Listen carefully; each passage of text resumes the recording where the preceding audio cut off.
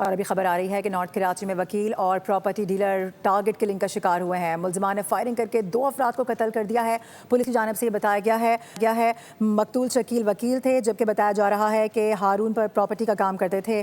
Firing का वाकया नुमानिया मस्जिद के करीब पेश आया है। मोहम्मद काशान से मजीद बात करेंगे। काशान बताएगा इस वाकये से मुतालिक क्या अभी तक सामने आ सका है। जी बिल्कुल, देखिए नॉर्थ कराची सेक्टर 11 से नुमानिया मस्जिद के करीब फायरिंग का वाकया पेश आया है, जिसके नतीजे में दो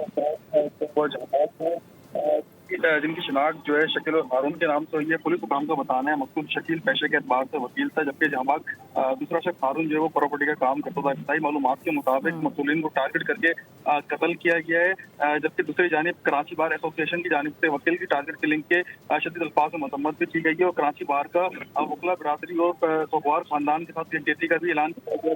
कोर्ट समेत तमाम इजला की अदालतों में अदालती अमूर मुकम्मल तौर पर वकला की जानिब से मुअत्तल कर दिए गए हैं। वकला बरादरी का एडवोकेट शकील मजीद शेख के कत्ल पर मुकम्मल हड़ताल और शोक का ऐलान है और आज कराची बार एसोसिएशन ने तमाम सेशन जजेस शर्की, गरबी, जुनूबी, वस्ती और सिटी कोर्ट को मरासला भी हड़ताल कर दिया है। जी ठीक है काशान, आगाह कर रहे थे आप, बहुत शुक्रिया।